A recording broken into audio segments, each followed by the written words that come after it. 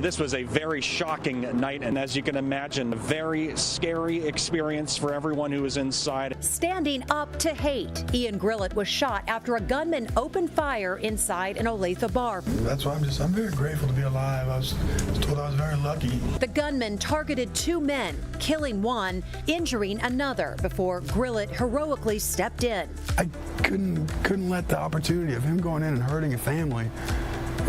It wouldn't stand all right with me. I had to do something. Where is he now? We check in with Ian and look back on that night and the time he spent in our care.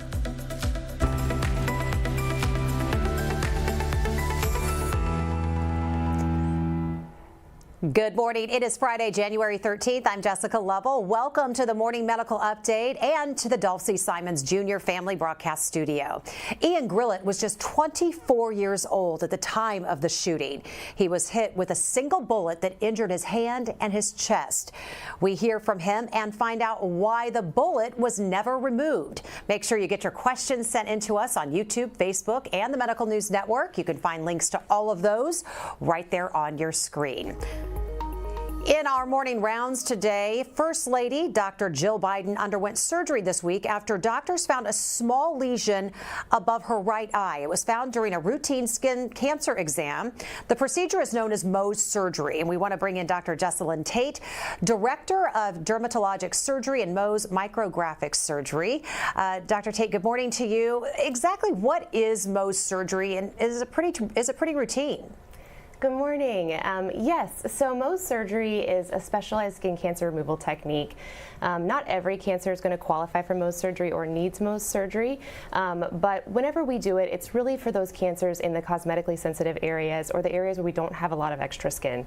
And so with it, what we do is we numb people up just like they did for their biopsy at the time of diagnosis, and then we remove that skin cancer. And we take a very narrow margin with Mohs surgery, so we're able to save that normal healthy skin. And then we process that in our lab. We freeze it, we stain it, and I look at it underneath the microscope, and we make sure all those skin cancer cells are gone. And we keep going with that process until the patient is cancer-free and there is no more cancer cells remaining. As soon as we're done there, then we get the patient back together. And so Dr. Jibby is our other Mohs surgeon, and of course myself, we're trained in cosmetic reconstruction as well after Mohs surgery, so making sure patients get a good long-term outcome. So, Dr. Tate, during the First Lady's pre-op screening, there was a second area on her chest that looked kind of concerning. Doctors removed it and found it was basal cell carcinoma. So does that mean that Dr. Jill Biden has skin cancer? Because that sounds serious. Are there further concerns?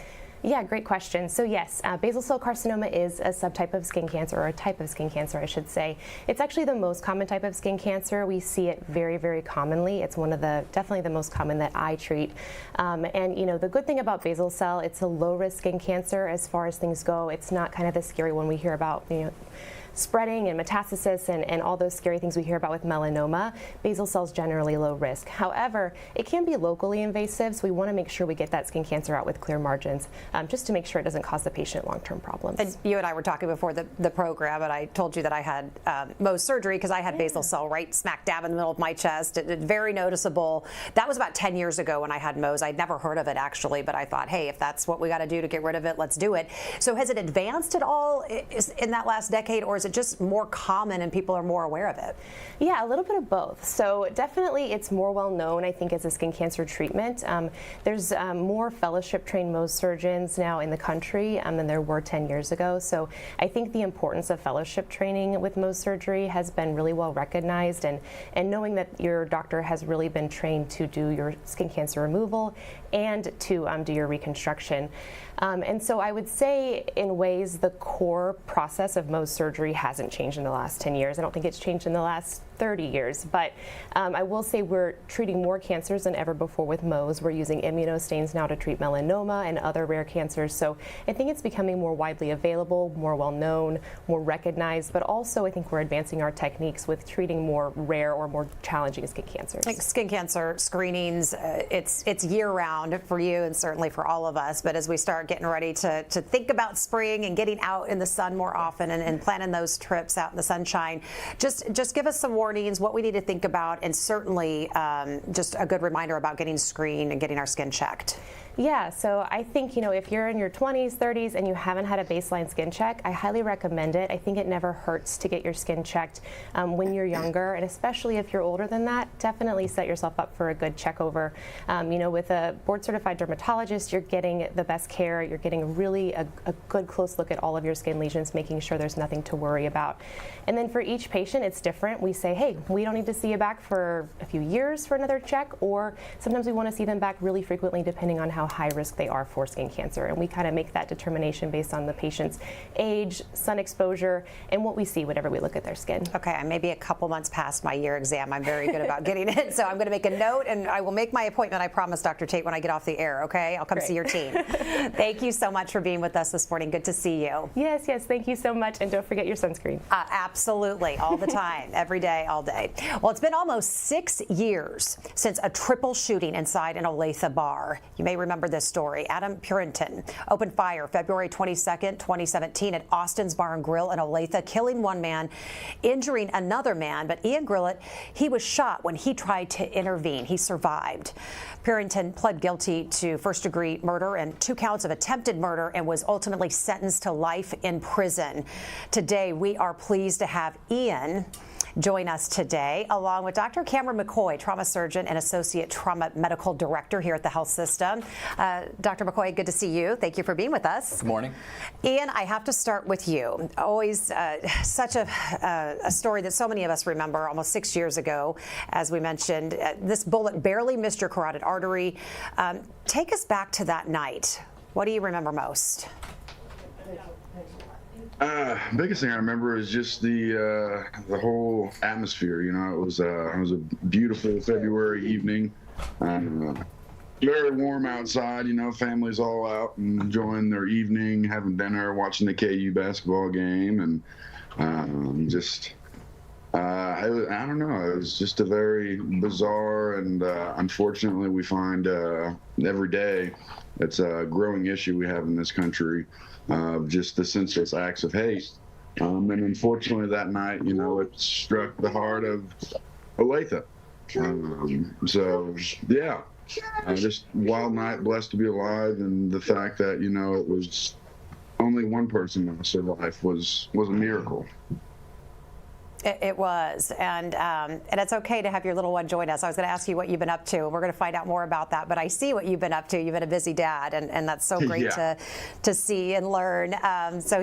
Your child is welcome to join us this morning. I was going back when we were looking at footage from that time when you were in the hospital here with us, and it just it kind of got to me a little bit just hearing you kind of recount how you were just like, I wanted to step in, I couldn't watch. I think we all wonder what we would do in those situations, and you're kind of living proof of what someone would do and what they would hope to do. What made you step in? The biggest thing was I was at that establishment very frequently. Austin was almost like a second home. The patrons there. There was a camaraderie, a family, but with going there so frequently, there was a back door that I very often went in through the back door along with a lot of other people, and that was my biggest fear. Was that he's already tried to kill 2 people. What's going to stop him from trying to go in that back door? And from what my understanding was, he was a regular there as well, so he is well aware of the door and the entrance in the back. There's actually 2 of them, and so that was one of my biggest fears. I knew initially during the shooting when it first happened I couldn't do anything, because if I didn't stop him, he would then turn and shoot at me and everybody sitting around me. So there was that kind of horrifying event of having to just wait until he moved. But then I knew from there, once he put the gun down and tried to flee, I had to do something to stop him. And hope that, he wouldn't make it in the back door. And because if he did, there was so many families and, friends and just people enjoying their Wednesday evening. We don't always get beautiful Wednesday nights in the state of Kansas in February. So, everybody was out enjoying themselves, having a good time. And it could have been much worse, just, I guess, is what I'm getting at there. And yeah, that's why I knew something had to be done. And, you know, I would hope anybody would do that to try to prevent the loss of life. Well, I want to turn to Dr. McCoy. And Dr. McCoy, I know you weren't directly involved in Ian's care that evening and the days following, but this is the type of event that your trauma team routinely treats. Ian had a lung collapse when this bullet hit his chest, also had a fractured vertebrae in his neck. How do you treat that? How do you assess that when something comes through the door? And I want to talk a little bit more about will lead us down the path of a level 1 trauma center and why that's so important to treat these kind of injuries. But how do you assess that when it comes through the door? Sure. When a patient arrives at our trauma center, they undergo a rapid assessment and initial stabilization of their injuries by the trauma team in the emergency department. That's a multidisciplinary team. And for a patient like Ian with the injuries he had, he would have received initial resuscitation, often with rapid blood transfusion, placement of a chest tube to re-expand his lung, and then potentially emergent surgery to correct the injured organs and tissue as well. And with regards to his neck injury, he would have been had his neck stabilized and been immediately evaluated by one of our spine specialists as well. So, Ian, we spoke with you while you were in the hospital. You saw that video off the top of the program. We were, you know, a lot of people get shocked when they hear that there was a bullet still inside your chest. Let's listen in on how you described that feeling. It doesn't feel good, to put it a nice way. It's definitely an odd feeling. I figured, I mean, all the movies are like, oh yeah, they pull it right out, but I guess that's not the way to do it. So it's definitely odd. It's not pleasant, to say the least. Ian, is the bullet still there? Yep, still hanging in there. So my little bitter reminder that, you know, as much as I like to believe the world's a perfect place, it's not always so perfect. So, Dr. McCoy, that's the question. What would be a typical reason for leaving a bullet in? We've heard those stories where the bullet's, you know, maybe in somebody's brain, and it's better to leave it in than to take it out because it poses risks. What are those risks, and why would that bullet still need to be in there? So it's a common misconception in the popular media and film that removal of the bullet is the step in someone's trauma care that somehow miraculously gets them better. Mm-hmm. In fact, it's actually the repair of all the injured tissue through which the bullet has traversed, that trajectory, that in fact gets the patient better. And the stable ballistic is in fact a very low risk thing. Now, there are certain situations where we do remove bullets in joints in specific areas of the body where there's a higher risk of things like lead toxicity. But what people don't realize is the vast majority of retained bullets are left in place for years at a time with no ill effect. So, Ian, that bullet pierced your chest, but also your hand. We want to take it back a little bit and listen to how you explained the injury from your hospital bed. The doctors said I was very blessed to not have pieces of bone missing, it all being intact for the most part. Obviously, it's a little battered and bruised, but it's all there. So I'm very thankful. I'm very blessed for how everything turned out. Granted, some may not see it as a blessing, but I'm very lucky to be in the state that I'm in for the circumstances of what happened. Ian, you worked in construction before this shooting. Are you still able to do that type of work with that injury? No, unfortunately, I'm right-handed, and that's where the bullet had initially entered through. And after a certain amount of time, I kind of feel strain in my right hand and then my chest as well. So no longer able to do that, but I do now. I'm currently working within the IT industry, giving people an opportunity, either if they're already in the country or to come to this country. And it's actually pretty special to me because the Indian community has, they welcomed me with open arms.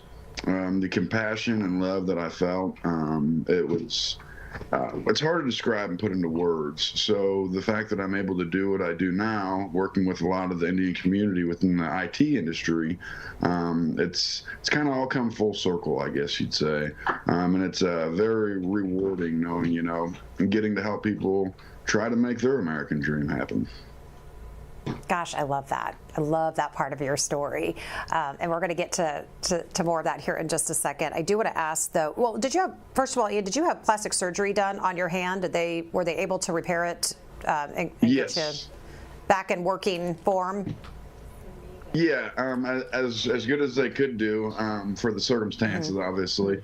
But the biggest thing with my hand was it was it could have been a totally different story depending on the type of round used, and it was a full metal jacket, and that, from my initial understanding, that's what kind of probably saved my life. The fact that it was a full metal jacket and the round didn't essentially mushroom out and open up to where my hand, it was one bone broken versus being completely shattered.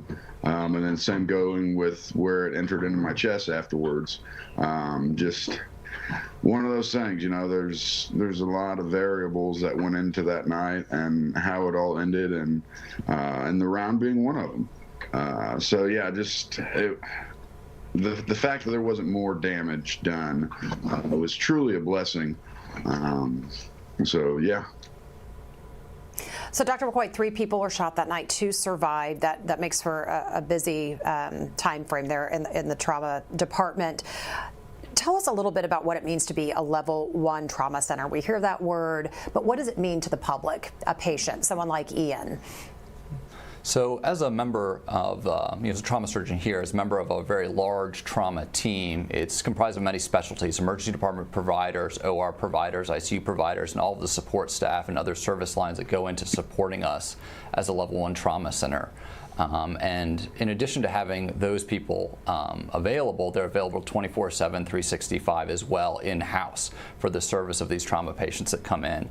In addition, these teams are undergoing constant training. We have significant resource availability with regards to blood bank capabilities, radiology capabilities, and finally, they're basically ready on the spot within 10 to 15 minutes of an ER code being called out by EMS, where they are ready to receive the patient, which is not true of many standard ERs in this area. So walk us through that communication, because EMS arrives and then they're making that minute-to-minute decision. Because if you just look at the map, you've got Olathe down here, and then you've got KU in one spot, and then you've got other places and other hospitals in between.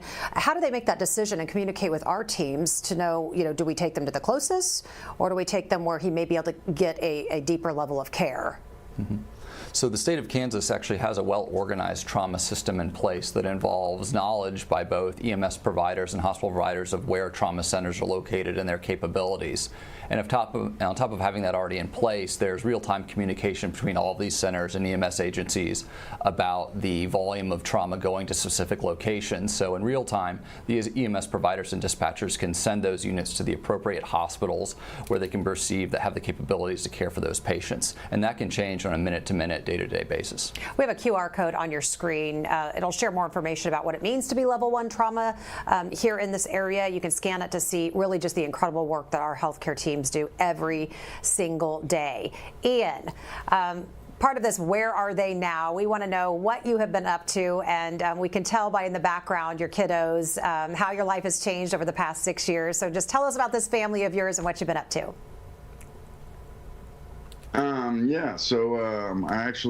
met my wife about 6 months after the shooting happened at a golf tournament, which I am no good at golf, but it's, I enjoy it. It's fun. And it actually introduced me to my best friend and my wife.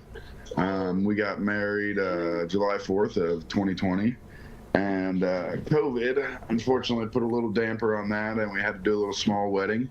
And then we did a bigger one last year, but now I've been blessed with 2 beautiful boys. I got Theodore James and George Richard. And, it was very hard for me, actually, because Srinivas and Sunaina, that was their goal, was to start a family. And that was taken from them. And so it took me a long while to be kind of okay with everything, and just perspective and how I viewed it. It took a lot for me to get over that.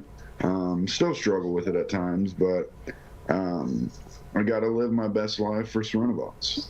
And this little guy helps keep me grounded, that's for sure.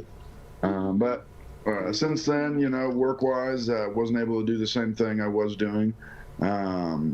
Obviously because of the injuries, and in turn I started working within the IT industry, as I was saying earlier, and just really truly has been a blessing of just everything kind of going full circle, I guess, of working within the IT industry where, it's predominantly the Indian community. And just the way they reached out and considered me family and, with open arms. So it's truly been a blessing of just life because, it goes to show you I had the reminder of anything can happen at any time. No day is guaranteed. And, so just live each day as it could be your last and, just enjoy every bit I get. It's been beautiful to say the least. There's hard times and everything in life, so just gotta truck on through. Well, and I appreciate you being candid about that because it's you living your best life, and I appreciate you bringing up the gentleman who lost his life and just living your life through him. I think that really resonates with people. And I'm going to ask you to do something you probably don't want to do, and that's kind of brag on yourself. But I will tell you, your wife sent me a lovely text yesterday talking about the award that was well earned and deserved that you received. Brag a bit on yourself, but I'll just say it was your wife who did all the work on that. Well, that award is it's called the Lewis E. Peters Award. It's a joint award between the FBI and then the Bureau of Former Agents, and that was through some of the team in Kansas City, the FBI team that was directly involved with that case. They had nominated me for it for just going above and beyond and trying to stop and doing whatever I could to help with the case, I guess you'd say, because justice needed to be served. And unfortunately, but fortunately at the same time, I guess you'd say, with our legal system, it's a due process. And without certain information, things don't always get tried the way they should. And so that was kind of pertinent for the justice for Srinivas to make sure that happened. And in turn, that's how I was given that award. And it was such a special time when I was down there. I received it in Florida, and I actually met a lot of different agents that served in Kansas City, whether it be back in like the 80s or somewhat more recent. But it was really special, and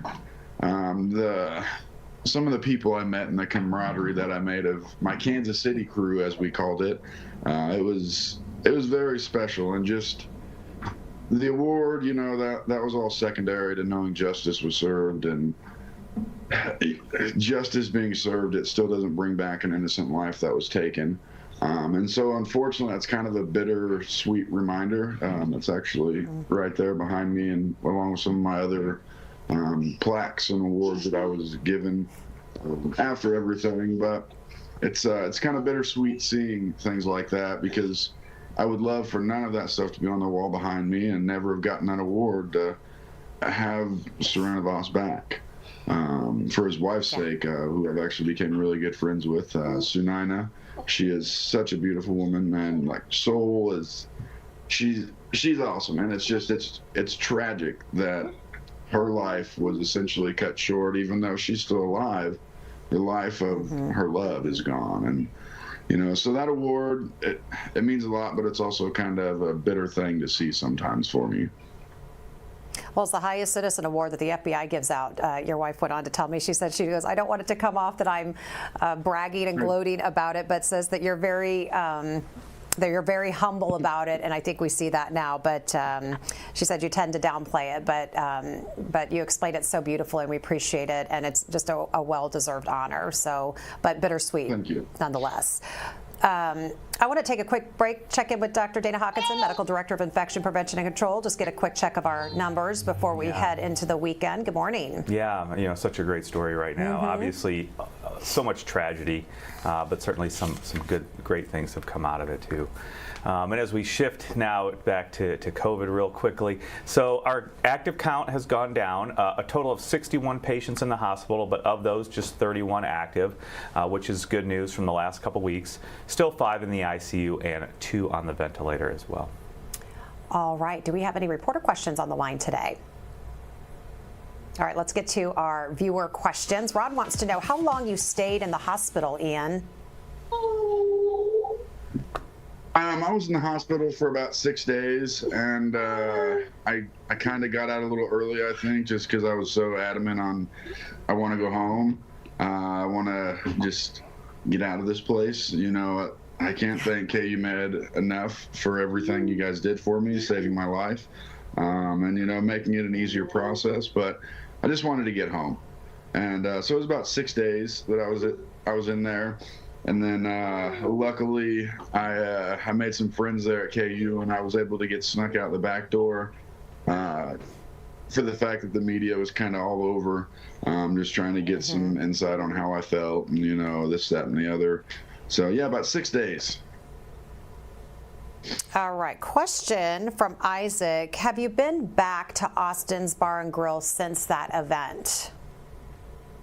Yes, I have. Some may call me crazy, but that place will always hold a special place in my heart. Unfortunately, time, it has this mysterious way of changing things.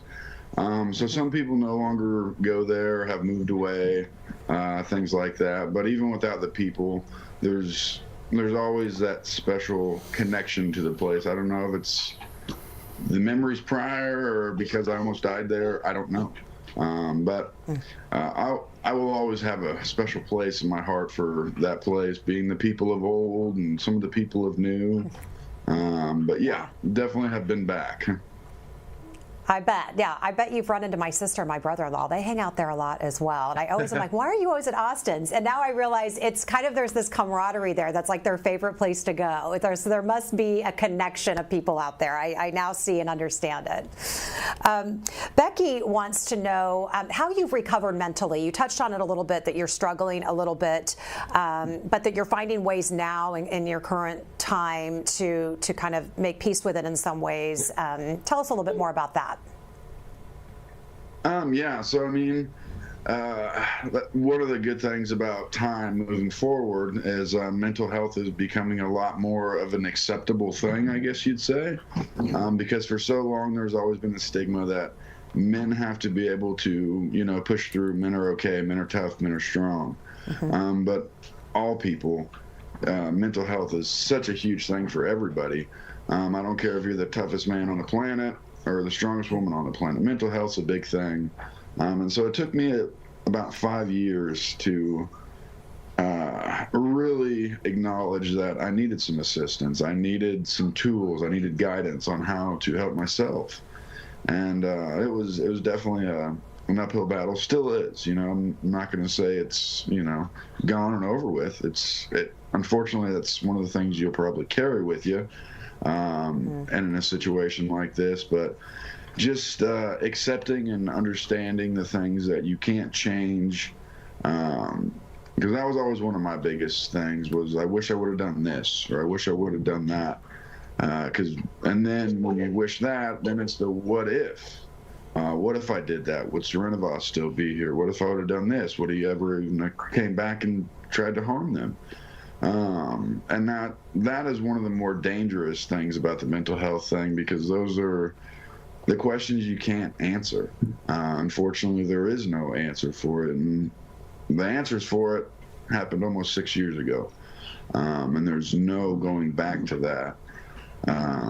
And so, yeah, that's been the biggest thing with the mental health side of things, is accepting and realizing the things that you can't change and kind of trying to stop dwell on those issues. And I don't know how else I'm going to say it, but on that note, though, that night, everybody had labeled me as a hero, and I've said it many a times, I'm not that. The real heroes there that night, and I've never really had a chance to say this, were the people that tried to save Serenivos' life, the people that helped save Alok's life, and the people that helped save my life. Those were the true heroes in that situation. And, excuse me.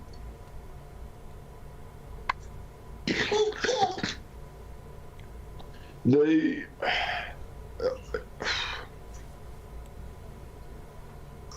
Take your time to share. It's okay.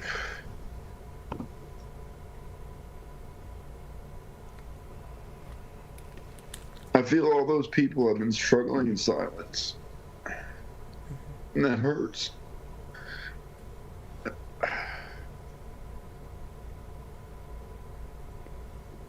I myself I wasn't going to do this, but yeah, that's one of the harder things for me with all of it.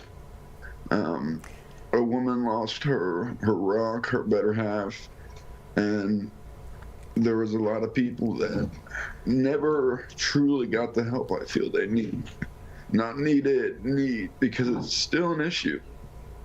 And it's always hurt inside, the fact that so many people that night went above and beyond what any U.S. citizen just living their life should be asked to do. These people didn't sign up for the military. They weren't EMT. They weren't police.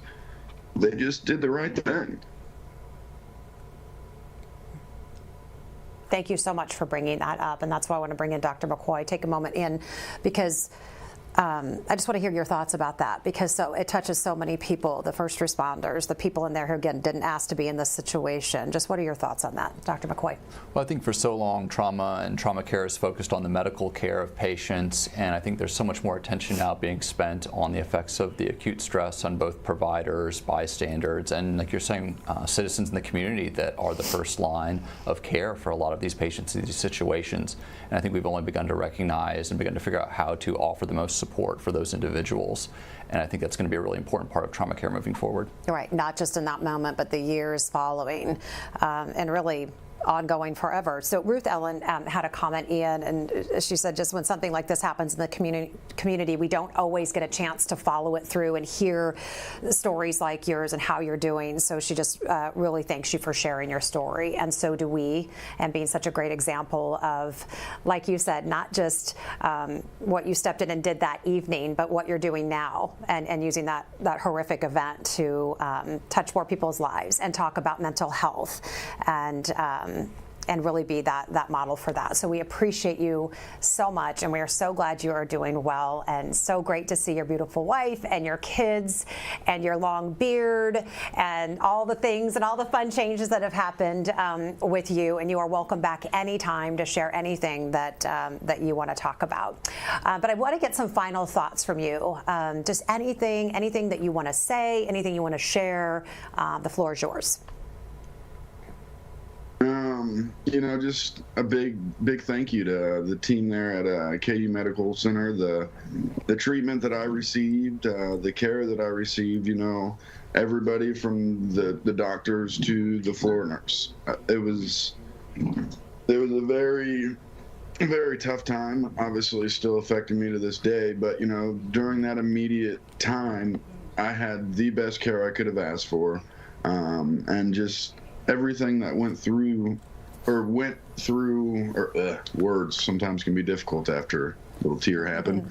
Everything that had happened that night, and the craziness that I'm sure was, in the ER and everything like that when I was there, Loke was there, Serenivas was there, and just the cool, calm collectiveness of the doctors that were, saved my life, to help save Loke's life, and tried to save Serenivas's life.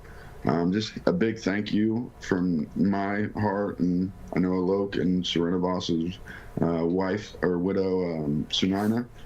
I can't thank everybody enough, and just the care from everybody, the prayers, the well wishes. It was felt, and yeah, that was very hard to kind of put into words, I guess, what I'm trying to say. But just thank you to everybody and those there that night that helped save my life and Alok's life, and tried to help save Serenivas's life, and just were rocks for their friends or family or neighbor or acquaintance when they needed a shoulder to cry on, because we grieved that night as a community. Olathe really did come together, and it was a beautiful thing. Unfortunately, it was caused by tragedy, but just the way everybody united, and it seemed like everybody kind of linked hands and came together as a community. We just don't see that anymore these days, and unfortunately, when we do, it's always after a tragedy. Why that can't happen just out of the good of everybody's heart to come together. I don't know, but hopefully we can get there someday. Really well said. This is a story that has stuck with our community, and I do think has connected us, not just that night, but over the last 6 years. And promise me you'll come back, and we can find out where you are now in several years from now, doing well. Okay? Promise you'll come back? Of course. Just let me Great to know see when. you, my friend. Thank you so much. Live well. Thank you. Do what you're doing. Dr. appreciate McCoy, it. your Thank final you. thoughts. Hard to follow that guy. Absolutely. I would just say, we're thankful for Ian and all the people that provided care that day, and I'm just very proud to be a member of this trauma center serving this community. Yeah, thank you so much for your insight and talking with us today. Good to see you. Have a great Friday. Dr. Hawkinson, final thoughts before we head into the weekend. I mean, again, definitely difficult to follow that incredibly tragic story, but also there is some happiness to come out of that and thankfulness. But I would just echo, our surgeon's words as well. Just so happy to be here with this team of collaborators. So many disciplines coming together, no matter what the ailment is, whether it's trauma, cancer, infection, all coming together to really try to get you better, get your quality of life better, get you out of the hospital and back home with your loved ones. Ian, so many beautiful just messages and thoughts to you, and thank you, and God blesses to you. So I just want you to know that your community is hearing you and your words, and hopefully are better because of it. So thank you very much, and thank you all for being with us today. You can catch our updates anytime by logging back onto Facebook, YouTube, and Twitter. We won't have a new program for you on Monday, of course, because it's Martin Luther King Jr. Day. It's a day of service, so get out there and do it well. But join us Tuesday for an encore presentation, and then Wednesday for a live open mics with Dr. Stites. Everyone, go out and make it a great weekend. Is 10,000 steps a day really the magic number? We know walking improves cardiovascular health and reduces the risk of dementia, but how many steps do you really need to feel the benefits? On the next Open Mics with Dr. Stites, our experts weigh in on the recent study. See you Wednesday at 8. Subscribe to our morning medical update and Open Mics with Dr. Stites podcast. Now everywhere podcasts are available.